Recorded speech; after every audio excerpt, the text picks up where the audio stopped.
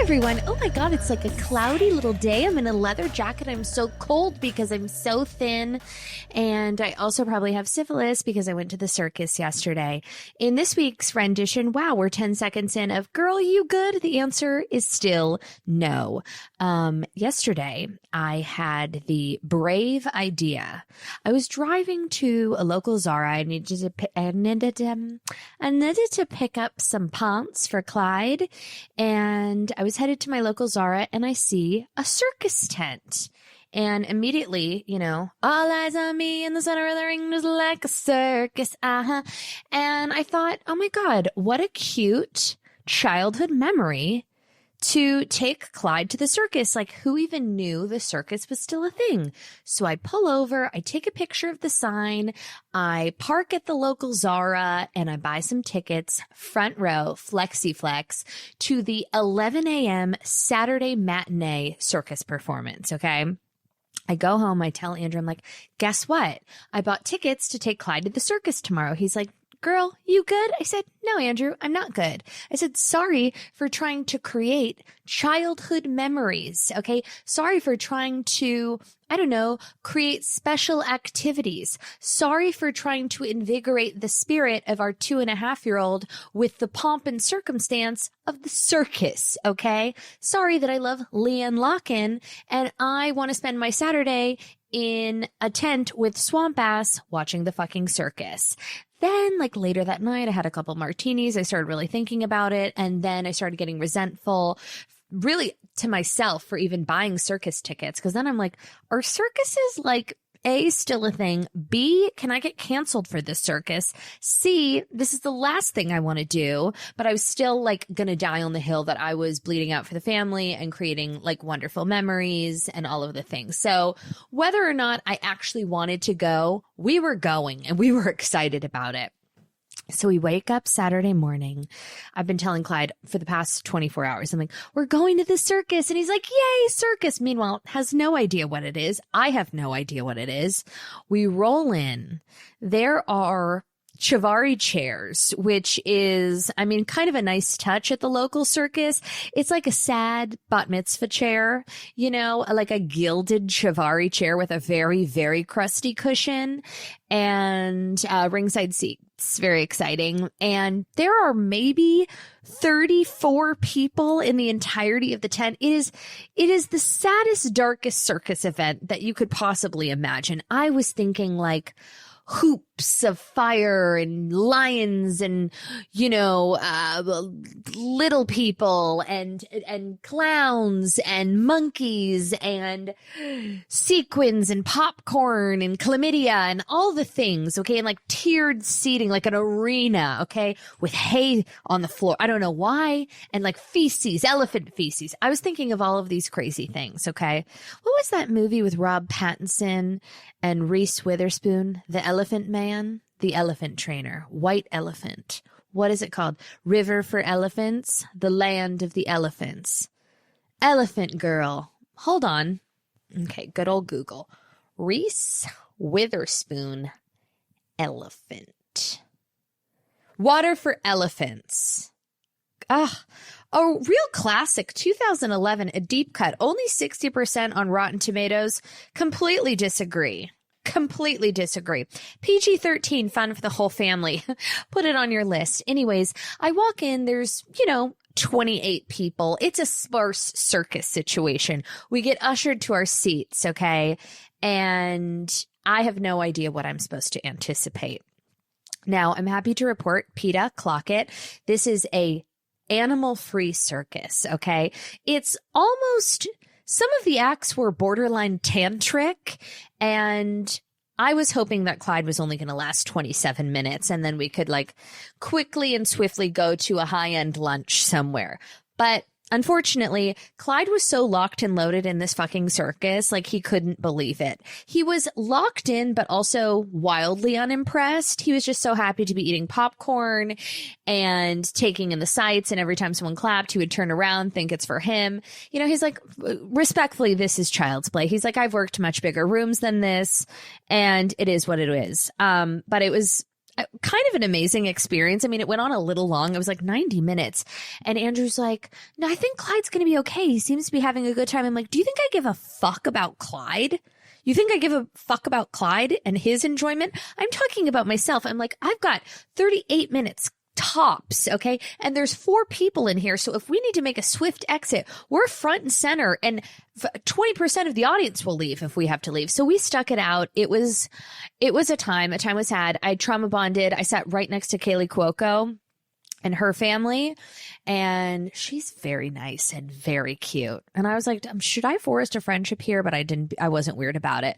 And so we sit down, and like the floor is all crusty. Okay. And the misery has now taken over my body. I'm mad at Andrew. I'm mad at Clyde. I'm mad at myself. I'm like, why did I think this was a good idea? This is disgusting. And they start doing all of these crazy, like acrobatic performances, whatever. And I was getting like kind of nervous because it felt like a little bit of a hodgepodge situation. By the way, loved the circus. You should definitely go. I think it's called Vernicos. I don't know.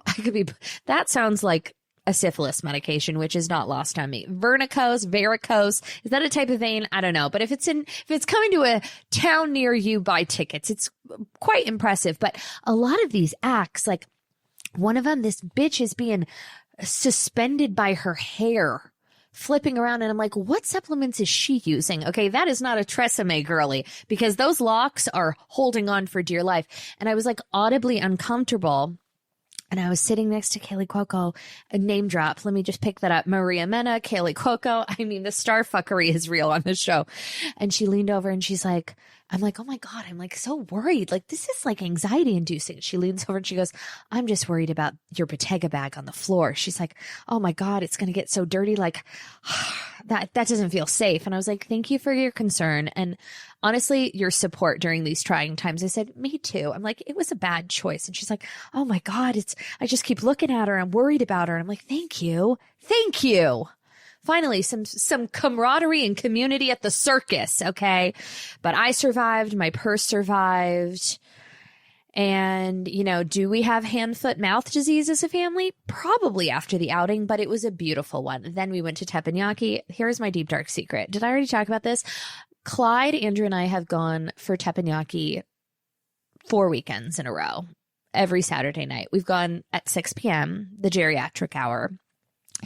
And I pretend it's for Clyde, but it's not for Clyde. It's for me. I love the show. I like the spectacle, and I like the ginger salad. And you know what's funny about teppanyaki? Write this down. This is important information. And then we have a lot to discuss. Did I see The Devil Wears Prada on Friday and have a beautiful self-care day after seeing a psychic? Yes, I did. Yes, I did. Yes, I did.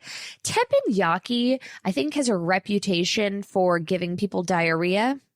Something to think about. It does the opposite for me. Clogs me up. Okay. Constipation queen over here. Cannot go to save my life. Having a lot of difficulties. So you would think the teppanyaki might loosen things up. It does not. Let's go back to my self-care Friday, because this is what the people really want to know. I woke up. I was in such a great mood. I got a fresh blow dry. And a friend of mine, Liat, was having this psychic at her house doing a bunch of readings. And she said, there's a couple time slots open. If anyone's interested, text me. Now, this psychic is known as Scary Sherry, okay? She is Jeff Lewis's longtime psychic. And Jeff Lewis and I are kind of hardwired similarly. Like, we're a bit skeptical in general. So if he kind of co-signs on someone like a psychic, I'm more likely to lean in because I just know how he is. And that's so similar to how I am that, it seems like a little bit more like legit and real, because like he's a tough critic. So I'm getting my hair blown out and I'm like, why not? I've got a couple hours to kill before I go see The Devil Wears Prada 2 matinee. So I get my hair done. I saunter over to Hidden Hills and go for my reading with Scary Sherry. And the woman that went before me, okay, she was in shambles. She was in tears. She just looked like she got the worst news of her life. And then I started to really run it back and I thought, do I want to fuck up my Friday with like impending doom and gloom, because the whole thing about this Scary Sherry is that if a rogue wave is a coming, she's going to tell you about it, okay? And she's got little to no filter. So if trouble is in paradise and your husband is like finger banging the receptionist at his law office, she's going to tell you, and it's not going to come in a pretty package. So I go in there like pretty discreet, and I give nothing to these psychics. Okay. I saw Teresa Caputo once. That blew my fucking mind. That was like crazy. I was like, okay, I get it. I'm taking bait here. Like, I know what's going on. Like, this is real. But I've seen psychics here and there, and it's kind of been, I don't know, a little far-fetched, a little vague, whatever. I sit down with Scary Sherry, anticipating, you know, the worst. And honestly, I'm not going to lie, I got a pretty good reading. Like, it was, all things considered, pretty positive. And then I started to wonder, like, does she know that I'm cynical? Like, is that why she's not? And I was pushing her. I was like, you can tell me, like, if Andrew's going to drop dead, I need to like really start planning out my surgeries ahead of time so that I can like get back out there and rebound hard. So if something's going to happen, trouble in paradise, just tell me. Like, I'm good. I'm rough and tumble. I know that you broke the bitch before me who's, you know, pacing outside like 5150 crying in her car, but like, I can take it. And honestly, I mean, she said all good things. I was like, are we going bankrupt over this backyard? Which, by the way, I got both of my quotes back. You guys, it's been jarring, and I do think that I've been aspirating on a tortilla chip for a very long time. What was I saying? Yeah, you know, the psychic, oh my God, she did tell me one thing that was amazing. Oh, that's so me to forget about this and bury the lead. She said to me, she goes, your son is going to be very, very famous, and I want you to prepare yourself, your husband, and him to lead a very, very public life with him. And I was like, honey, I'm going to need a refund because I already fucking knew that. Okay. This kid is dripping sauce. He was made to be a fucking rock star. If Andrew and I collectively, with our minimal talents that are so specific to raising a rock star, if we cannot nurture and nourish and foster this child into a full-blown, functional, grounded, down-to-earth, relatable rock star, then we're not capable of doing anything else, okay? Do you think I'm going to raise an accountant? Of course not. I mean, I should be so lucky, by the way. We could use one in this house, but it's just not in his skill set. It's not in the genetics, okay? I have sauce, Andrew has talent. They are merging into one perfect rock star creature, which is Clyde. I'm like, yeah, no, I know. And she's like, well, I just want you to prepare him and really like set the foundation because he's going to be very, very famous. And I was like, yeah, duh, noted. Tina Knowles, move. Hold my fucking microphone. Okay, thank you. I know. And then she said that I am possibly, this is amazing.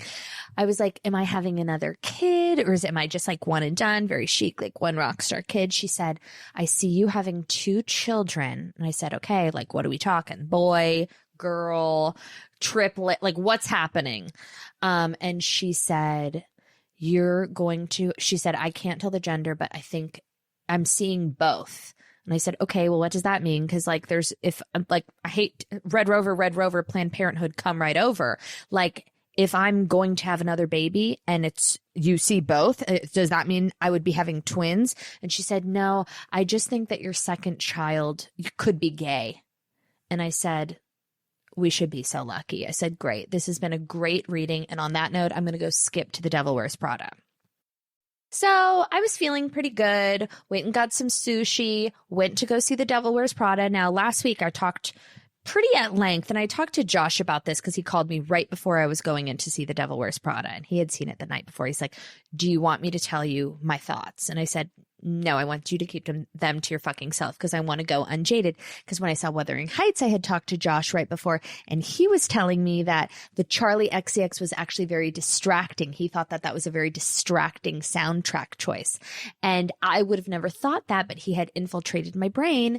And then when I was watching Wuthering Heights, and then there's like these sexy kind of like old, like the time period romance scenes, and then all of a sudden it's like, yeah, and it's like Charlie XCX with the auto tune. I was like, yeah, maybe that does pull you out a little bit. But would I have had that original thought had I not heard it from Josh? I'm not sure. So I said, keep it to your fucking self. Now, my bar was so low. I was like, this is going to be a terrible movie. This is going to be terrible. It's going to be just cringe. And I just couldn't imagine a world where it was going to be palatable, okay? Because the trailers gave you nothing, okay? We don't see them really traveling, gallivanting. We're not seeing like a lot of fashion. We're not seeing a lot of new plot. Like you got nothing from the trailer really. So I didn't know what to expect. Now I will tell you that the theater was packed to the brim. And when I saw these menopausal mamas, okay, in the lobby, getting together, ordering Cosmos, dressed up at 2:30 on a Friday to go see this movie, I got a little pang in my labia. Like it was so cute. I saw this group of women, probably like late 50s, early 60s, okay? They're all wearing heels. You could tell they all got dressed up. This is like the highlight of their month. And I thought, this is why we make movies, okay? If nothing else, let these girls get lit on fucking Cosmos in the middle of the day, put on their sad Aldo heels, and go feel something in the theater. Let them feel alive for a little bit. So if nothing else, I was excited to be part of that. Okay. So I get in the theater, packed to the brim, filled with women, busting out their, they all left their crossbodies at home. They're not a legging in sight. They're all dressed up, ready to go have fun at the movie theaters. Okay. And so I'm like feeling the spirit a little bit. And I go to the movies all the time, but I'm usually like the only person in the theater. And because I haven't been in like a really packed theater in a while, that kind of anxiety when you're around that many people in a movie theater, whatever. This isn't really great for my business plan of opening my small local theater, but just bear with me. We'll do like some type of a wanding service just to make sure it's super safe. All of a sudden, I see a white man walk up, okay, in a cargo short and a flannel. And immediately I clock the hand. I'm like, is he married? Is he doing his due diligence to his wife and taking her to a matinee so she can feel alive? And I see no wedding ring. I see an Apple Watch, which for whatever reason also feels dangerous. Maybe he's communicating with the outside. Okay. And he's got his getaway car ready to go. Because at first I was like, oh, an Apple Watch. He's probably just like, a middle-aged, unemployed dad with a cargo short or something. You know what I mean? And maybe his Apple Watch, he's getting his steps in. And then I thought, no. Apple Watches could also be dangerous. Okay. It's a method of communication. It could be a bomb in there.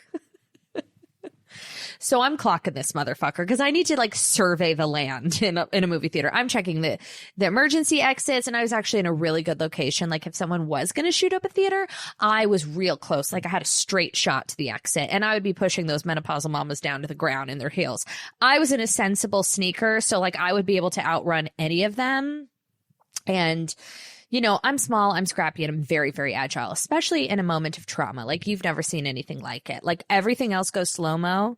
I become Puma-like with my reflexes. Like I move fast and I fucking slither. And it is me and an exit strategy. Everyone else is just...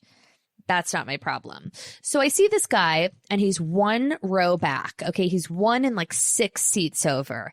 And I can't help myself because I'm like Rain Woman over here. So I'm clocking him. And he has an empty seat next to him. I'm like, surely he's on a date. He's taking his daughter. Maybe something's going on. But every 30 seconds, I'm locked in. Okay. I can barely focus on anything else. And none of these other women seem to be like really like clicked in like that. So I'm like, now I have to protect this whole theater. Okay. Sure enough, another white man, not in a cargo short, but in a light wash denim and some type of a plaid button down, okay, giving very Caucasian heterosexual energy. No wedding ring, comes up. Now I'm trying to develop a subplot line for these 2 white men, creepy looking white men in the theater. I'm like, are they fucking? Like maybe this is okay, this is how I know I'm crazy. I'm like, okay, maybe they're just really discreet homosexuals. Like maybe they just didn't get the playbook. Maybe they're a late in life homo. This is their first date, and this feels like a safe space in the, kind of anonymity of a packed movie theater during a matinee. But I'm watching them. Like, I've got eyes on these fuckers, okay? Then the waitress comes around. One of them orders a Negroni, one of them orders an IPA, not giving homosexual energy. I'm like, okay, let's just workshop this. Why would they be at a matinee opening day of The Devil Wears Prada 2? Two seemingly straight men, not very attractive, mind you. One in a cargo short, one in a light wash denim. What is their backstory? Why are they here? What are they doing here? Okay. Are they going to shoot this theater up? Am I going to have to save the day and dick punch both of these men to the ground, okay? Rip out their retinas with my chromed talons and save all of these women. What are we doing here? Then I thought, maybe they're part of the movie industry. Maybe we're part of the crew and they want to come see their vision come to life. Maybe one of them is a sound engineer and another guy's like a post-production editor, and they just want to see their work on the big screen, and they're getting together, having a cocktail to celebrate the end of their film. Okay, that's where my brain goes. I'm like, now we're getting creative with the plot line. Every 30 seconds, I'm looking back. Every 30 seconds, I'm looking back. Every 30 seconds, I'm looking back. Now, what made me feel a little bit better is that a matinee ticket to this movie theater is about $22.95, which feels expensive. But if you were going to shoot up a theater and go out with a bang, maybe money doesn't matter. Okay. Then I'm like, okay, he got a Negroni and he got a beer, and then they got that. And then I start crunching numbers on their tab. We're looking at like $100 tab. The cocktails are about $25. But once again, would you think if you're going to shoot up a movie theater, do you go budget or do you go big? I don't know. I can't get inside of the mind of a killer, but I would think that maybe you would want to do a budget job. I would think you go for the discount 2 p.m. show at a theater inland that's playing older movies, and maybe we're not getting flossy before we start. You know what I mean? Like, maybe we don't do that. So about halfway during the film, when I saw that they were locked and loaded, and then I started really assessing the jeans, I didn't see, the cargo shorts were bulky, but I feel like I would be able to see something, and they weren't carrying any backpacks or bags.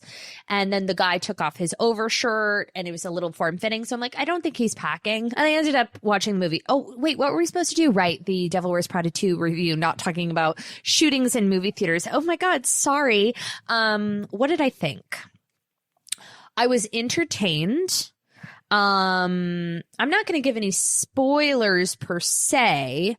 I was entertained. I will say this, it was much better than I expected. It was not a waste. It was not a waste of a outing. I didn't leave being like, oh my God, that was fucking terrible. Is it as amazing as the first one? No. I think it is cute and worthwhile. It's not going to change you in any way. It's very much so a replica of the original plot line. We're not veering. Within 13 minutes, I knew exactly what was going to happen, start to finish. But it's entertaining. It's fun to watch. I laughed out loud at one scene at the end between Emily Blunt and Anne Hathaway having lunch. And it pulls from a lot of like kind of current pop culture, AI, Bezos, Lauren Sanchez. Like, it definitely like kind of clicks into that, but it's a watered down version of the first film, but it has its moments. It's cute. I would say it's worth seeing. And you know what it didn't need though? I hate when movies do this. An underdeveloped romantic subplot line we just don't need, unless it's like absolutely imperative to the main character's like story and struggle and turmoil, whatever. There's like this weird, really, really underdeveloped romantic plot between her and this guy and the real. It makes no sense. It should have just been completely cut out. It's because it doesn't hold any value really for the like entirety of the movie, but it's cute. Did it make me want to go home and put on a sparkly top? Not really. But all in all, I did not hate it. I didn't love it, but I liked it. I did. I think I liked it. There. And now we've said it. I give it a 6.8 out of 10, which feels generous. No, I would say 7 out of 10. I mean, it was, I'm not going to watch it again, but I'm glad I went to a theater and saw it. And maybe it was also just all the outside parameters, like the high stakes of the potential shooting mixed with all the women drinking, having a great time. You know, that's cinema. That's showbiz, babe. Here's some news, some pop culture news. Spirit Airlines shuts down after 34 years. Wow, wow, wow, wow, wow. So I actually completely blocked this out until my friend Steph texted me last night. She's sent me the article and she's like, oh my God, do you remember our Spirit Airlines flight? RIP. And I was like, what are you talking about? I really buried this so deep. After COVID, it was probably like my first trip. I went on my friend's bachelorette party in Mexico. And it was so last minute. And to get there, the time and the day that we needed, there was only like a few direct flights. And if we wanted to get there before noon, we had to take a Spirit Airlines flight. Otherwise, it was a layover. It was a whole clusterfuck of a situation. It was a different time. So me and my friend Steph are like, we're not doing a layover in San Francisco to get to fucking Cabo. Like, we're booking the Spirit Airlines flight. How bad could it be? So we get on the flight. We have a Bloody Mary beforehand. We're trying to get loose and limber, okay, for this flight. And we upgraded to the big fancy seats in the front. By the way, I think I spent more money on that Spirit Airlines flight. They're like, if you want to breathe, if you want to take a breath, it's $13. Like everything, they fist you up the ass with charges. So we get on the flight and at the time, you know, I was going through a dark time. It was COVID. The world was ending. And I had just, relatability alert, clock it for Reddit. I had just bought, which is so crazy because I wasn't going anywhere. I had just gotten the Dior book tote was popping during this time. We're talking 2021, end of 2020, 2021. Okay. The book tote it was a hot commodity back then. And I had gotten one, like limited edition. They had only made a certain amount. I've never seen anyone carrying it. I still have it, just FYI. Like, it wasn't just the canvas one. It's the hand embroidered limited edition, like beautiful Dior book tote. Okay. With all these animals and embroidery and colors. Like it's still very cool. Okay. Not that they're cool anymore, but if it's, you know what, whatever. So I get on the flight and I'm like, you know, Imelda Marcus boarding my Spirit Airlines flight. I'm like, some champagne, please. And they're like, ma'am, that'll be $13. You just like, if you want to buckle your seatbelt, please Venmo Spirit Airlines for $38. So the flight attendant comes up as we're like shoving all of our shit in the overhead bin. And I have my book tote and I'm putting it under the seat. And she's like, I'm sorry, ma'am, you can't have that under the seat. And I was like, okay, well, I'll just put it in the overhead. And I'm trying to put it in the overhead, but it was like very, very stiff at the time. I had just gotten it. And back then I was more precious with my things. And the flight attendant is like, oh, it's not going to fit. Let me help you. And she starts origamiing my bag. Okay. She's folding it like a fucking sandwich. And I'm like, ooh. And I blocked all of this out. My friend Steph just told me this last night. I was like, I don't even remember this. She's like, Jackie, it was the most embarrassing. I was like, oh yes, it's all coming back. Just when things just when they don't benefit me long term, I just forget and I just move on. It's detachment, it's disassociation, and it's honestly been the greatest thing for me. It's so healthy. You have to try it. Because when you really learn how to do it properly, it's amazing how untethered you can live. Just trust me. So this bitch starts folding up this bag, okay? And it's not a folder. It's not a folder. She starts fucking slicing, and she's got her elbow and she's crunching. She has my bag in a headlock, okay? And I'm like, so sorry. This is all in the middle of a Spirit Airlines flight. Everyone is masked. Okay. Everyone's freaking the fuck out. And I'm like, yeah, sorry. Hey, so it's not really a folding bag. It's really supposed to hold its structure. So if I could can I just hold it for takeoff? Like, is there any way? It's brand new. I just got it. It's limited edition. So if there's any way, and she's like, well, it's got to go under the seat or it's got to go in the overhead bin. I'm like, yeah, okay. Ooh. So, if it's not going to fit though, like, could I put it behind me? Like, can I buckle it in with me? Like, let's get creative with our solutions here. And meanwhile, everyone is looking at me like, bitch, are we not going to make it to Cabo? Cause this girl is fucking freaking out over her canvas book tote. And my friend Steph is just dying. Cause I'm like trying to be polite and like, one with the people on Spirit Airlines, but also really freaking out about this bag. She's like, well, we're going to have to check it. And I'm like, I don't know. I'm giving her like an accent, but that's just in my recollection. She had an accent. I'm like, yeah, ooh. So it's not really like a check bag because there's no zipper. So then everything's going to just fall out. And it's kind of my only purse. I have my passport and all my documents and all of my my COVID test and blah, blah, blah. I'm like, so it's kind of like something that can't really be contained because it's just like an open book bag. So she's like, well, why would you bring a bag that has no zipper that can't go in an overhead bin and can't be folded? I'm like, yeah. So totally understand. I'm going to workshop that for my next trip. But in the meanwhile, like, what are our options here? And she's like, I got to check this bag. I'm like, yeah. So we can't check the bag. Then I started asking, is it possible for me to buy? I'm like, is it possible for me to buy a seat for the bag? And she's like, you want to buy a seat for your purse? And I was like, well, I just think maybe that's the best solution. Or like, do you offer like discounted, like last minute, like, can I buy like in flight? Would I be able to just buy a seat or buy an upgrade for the bag? And now it was the most embarrassing thing. My friend Steph is just drinking. She's just there. She's like, I don't know this girl. And I was like, okay. So ultimately what we were able to do, then another flight attendant comes by and she seemed a little more lenient with me. And I was like, here's the thing. The bag can't be folded. She's brand new.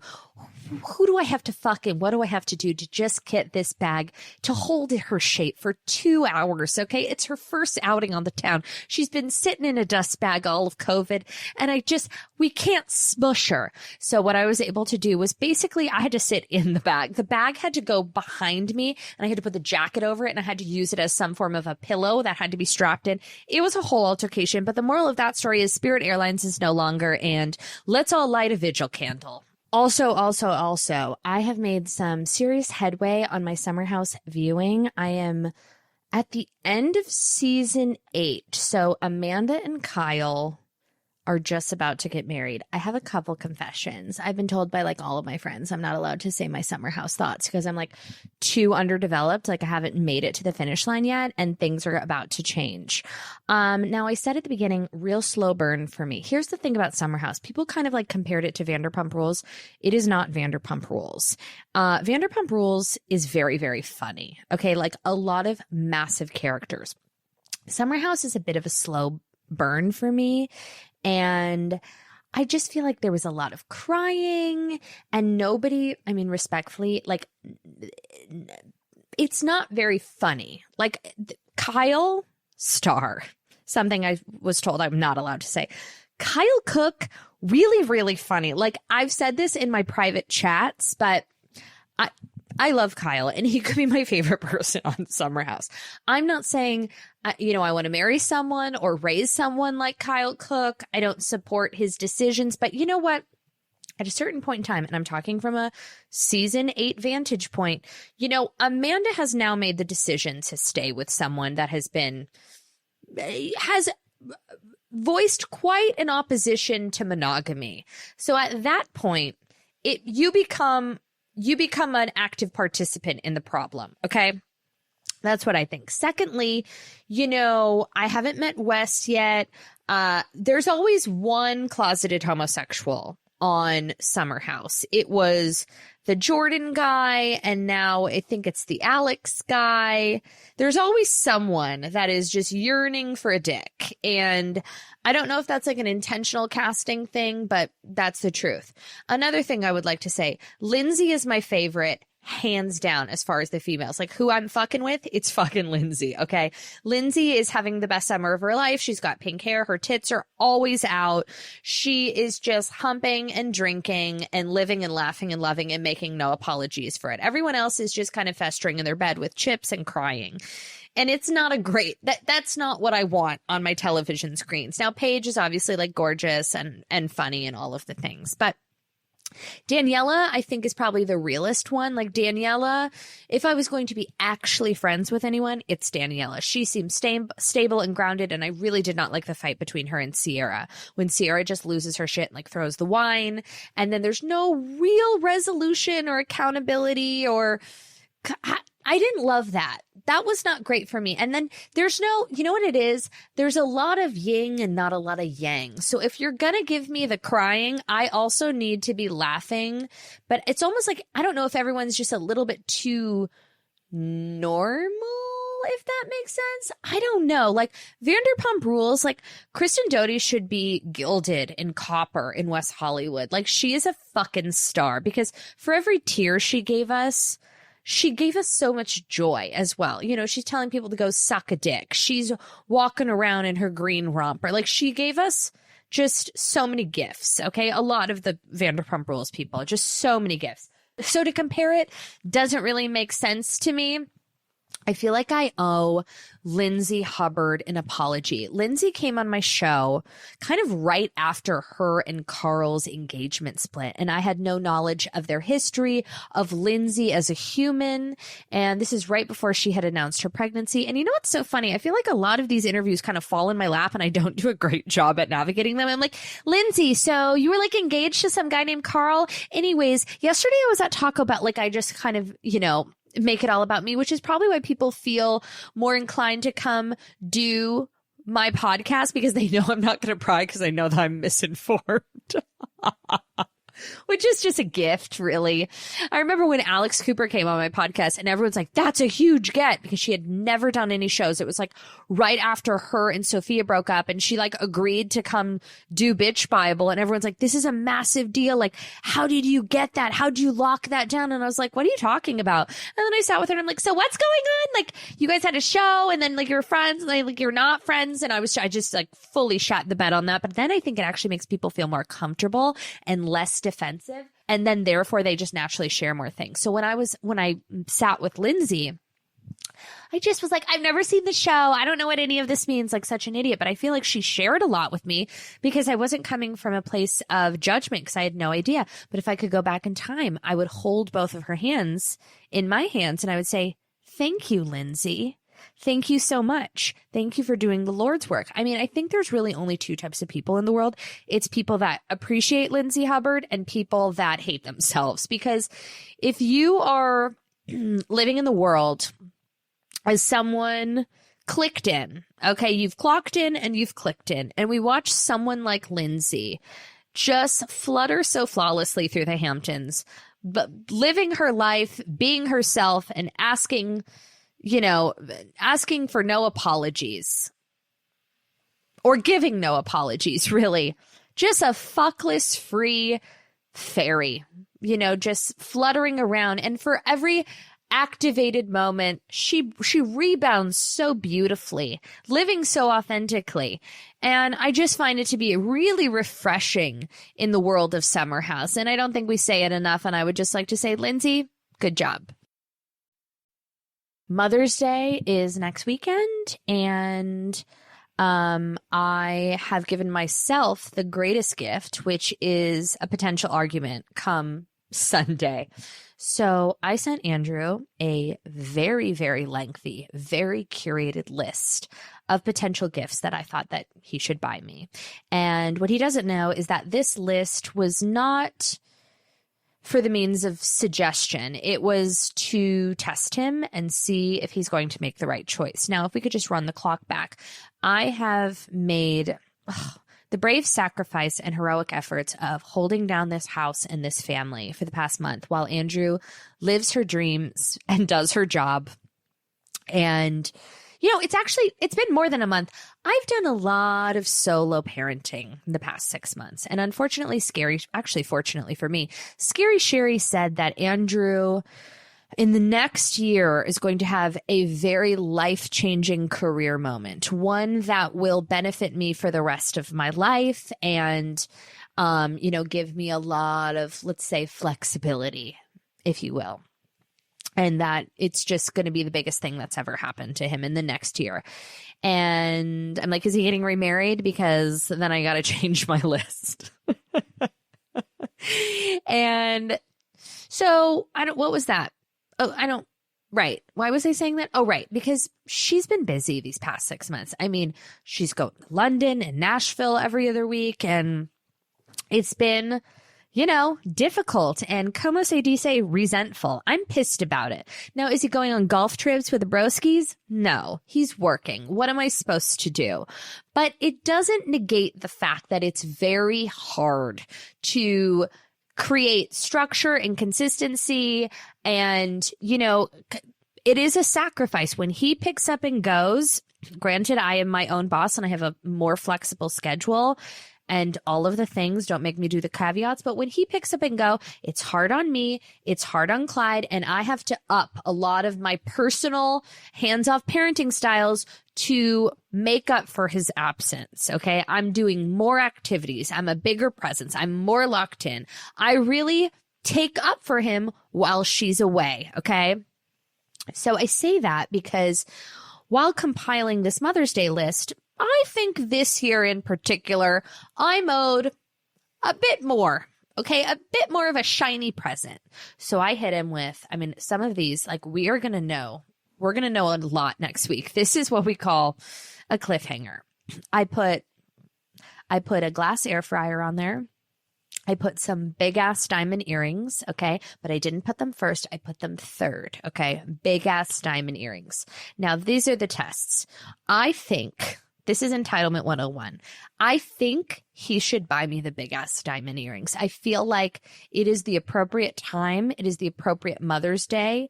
And on the precipice of him leaving this family for dead for the past 6 months, I kind of think I should get the earrings. But let's say, you know what? Fiscal Franklin over there, maybe he doesn't want to splurge. I then offered, oh my God, what else did I put on the list? I put a beautiful, let me go through it actually. I'm not going to share all of them, but I'm going to share some of them. Okay. I put the big ass diamond earrings. I put a glass air fryer. I put, a pair of, this was also a test. I'll never wear these. Some Valentino crystal platform pumps that I did find on sale. So it's not, I thought that was fiscally responsible.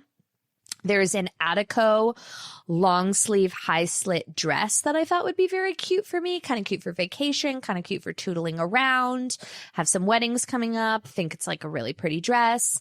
Then I put a piece of art, which is, a bit of a bigger ticket item, but like a beautiful piece of art from this artist that we love. So that's actually a gift for both of us because it belongs in the home, a test. If he goes with that, I'll be excited, but not that excited because that feels selfish.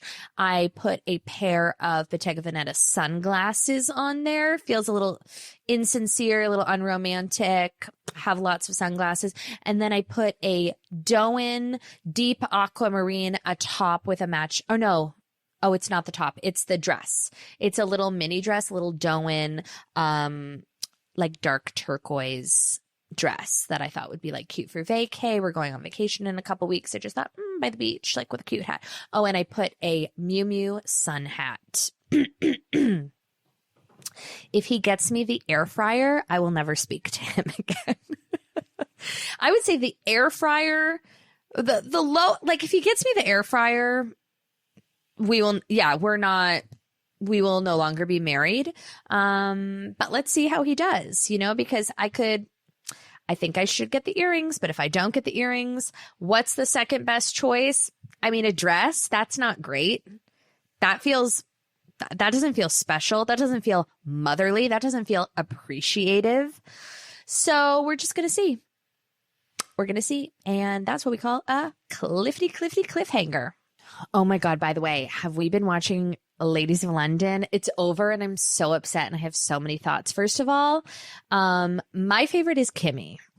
Period. There's only one right answer to that question. Who's your favorite? It's Kimmy. I fuck with Mark Francis. At first I thought, oh God, he's a little performative, whatever. I've changed my mind. I think he's unbelievable for television. I think not Margot. oh my God, what? Martha with her magpie. I love Martha and her magpie. I mean, I would die. I would never step foot in her apartment. I would literally drop dead if that thing crouched down on my shoulder. But Kimmy is my favorite. Martha is my favorite. Mark Francis, I really, really enjoy on television. Micah, is her name Micah? Okay, I'm glad she has impeccable manners, but the hair color is insane. Like the hairline. I don't know if she's just doing a root lift, but somebody somewhere has to tell her about the hairline color. It's so bad. But I do like her. I mean, she's not a pot stir, but I think she's not, on paper, she should be really, really annoying. She's like an etiquette coach, but she's not annoying to me. I find her to be actually a good mix with everybody else. Margot has the darkest energy of anyone I've ever seen on television. Something behind those eyes, Jackie Schimmel does not like. And I am the best judge of character, whether it's through the screen, out of the screen. I can clock a bitch in 13 seconds. And if you don't believe me, you can ask anybody in my fucking life. When I was 9 years old. My dad had a business partner, okay, that was adored by my entire family, by all of he was adored, okay? Everyone loved this guy. I remember saying to my dad, I was like, let's call him, for the sake of, not getting a lawsuit, Samuel. I was like, I don't like Samuel. My dad and my mom and dad were like, Samuel is your dad's business partner. He is a great guy. He has been crucial to your father's business. They're like brothers. I'm like, that's cool. I don't like him. And he was a pleasantly lovely person, a father, a pillar of the community. And I was like, I don't fuck with Samuel. And I remember it was like a conversation in our house. I'm like, you'll all see. We can't trust Samuel. And they were like, no, he's great. Like vacation, the whole thing. Loved this guy. Okay. Nope. I said, nope. And everyone's like, this bitch is crazy. Come to find out a few years later, doomsday. And I said, yeah, maybe y'all should have fucking listened to me. And I have so many situations specifically with my parents where they would have like a friend or and anyone, my sister would have a friend and I'd be like, they're bad news. They're like, no, they're valedictorian and they volunteer at Best Buddies. I'm like, okay, cool. That's a front. They're a piece of shit cunt and they have dark energy. And I can clock it with Margot so quickly. There's something behind those eyes that are, I don't even want to say villainous because that feels like a compliment. She has dark energy. Even when in every scene, dark energy. There's something sinister and not in a fun way, like in a contrived, dark, she's going to microwave your cat. I'm not a fan. But do I want her to come back for a season 2? Yes. Missy's fun. She's all fun, bubbles, and tits, and we'll take her. Kimmy, if I'm writing for someone in that cast, it's fucking Kimmy. This is another thing I would like to say. Okay. I was watching the Real Housewives of Beverly Hills finale. Dorit is so funny. Dorit is so fun. She's so unintentionally funny. Like the faces, oh my God. She's so great. And I'm so worried about next season because I want Amanda to come back. I think she needs a second season to like really develop. As a viewer, we need Amanda to stick around, but I don't think she's coming back. She wrote a comment on Instagram, a reply to some other comment that's like, we need Amanda for season 2. And she wrote back in all capitals, like, why would I literally ever do that? So it's not looking great. Kathy Hilton is such a star. Her answering her phone in the middle of Kyle's like tearful bearing of her soul. And she's like, yep. Yeah, yeah, what's going on, babe? Like she's just taking phone calls. Jennifer Tilly, unbelievable. I would like to go on record and say something. I have been very, very adamant and steadfast in my thoughts that under no circumstances would I ever appear on any television show, specifically reality television, like not a chance in hell, zero interest, could never. But because I am a woman of great philanthropy, I want to offer myself sacrificially by proxy to get Morgan Stewart on The Real Housewives of Beverly Hills. And I'm going to tell her this next week because I want to have a real heart-to-heart with her because this is what the franchise needs. Morgan is a star. She is so funny. She will be so beloved and accepted on that show. She is not going to come in and have people be like, there is not a world where Morgan gets on that show and is not just like the absolute breakout star. I know this from the bottom of my colon. The problem is she will not agree to go on unless she has a friend of. I will sacrifice myself and my morals, okay? I will go on as a friend of to Morgan Stewart if she agrees and signs on the dotted line to hold a diamond. I will not showcase my family, my husband, my romantic life, or anything else that personal. I could join for a trip, offer some quippy commentary, and, you know, after I get a lot of elective surgeries, pop in for a quick lunch here and there. I like that I'm just assuming that they would even, by the way, they should be so lucky, quite frankly. It's not like if they asked, it'd be like, if I would agree to do such, okay? Because like literally would never. But I think more people should come forward and offer themselves sacrificially to get Morgan on the show. Because I'm willing to do that for the greater good, for the greater patrons of reality television. Like I would get a Nobel Peace Prize for doing that. Like I can imagine walking down the street and women coming up to me and saying, "Thank you, Jackie." And I'd hold eye contact and I say, "You're fucking welcome. You're fucking welcome." Because it's the only way we're going to get her on that show. She needs a friend. I'd like someone else to step in, but I volunteer as tribune, as they say. Also, I feel like a lot of people are wondering if Grandma Gloria is still alive. She's totally still alive. I just like really try not to exploit her on the internet because she literally can't hear or see. She is my little Helen Keller with a used tissue. I went to dinner with her. I just went to lunch with her about 45 minutes ago. And she's so fun to have at a lunch because she can't hear anything. So the conversation is really unlimited. We can say so many terrible things about her to her. She just can't hear. She'll offer like a performative little chuckle every 30 minutes just to like let us know that she's participating. She'll be like, and I'm like, "Grandma, we're talking about my mom died." And she's like, "Oh, you're so funny, babe." I'm like, "Anyways, could pass the chips and the vodka." So I went out with her. Oh my God. I shouldn't even be sharing these stories. You know, my favorite thing about Gloria, besides the fact that she's deaf and blind, is that she's just so fucking old, you know, and she's pretty cool and she's pretty progressive. But once in a while, she'll say something publicly at a volume that is just ungodly because she has absolutely no decibel control. I took her to dinner with my cousin Joe to like my favorite local restaurant. Okay.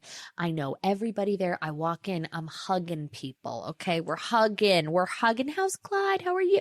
You know, like that's the beauty of living in a smaller suburban community. I know fucking everybody everywhere I fucking go. And it's great. Okay.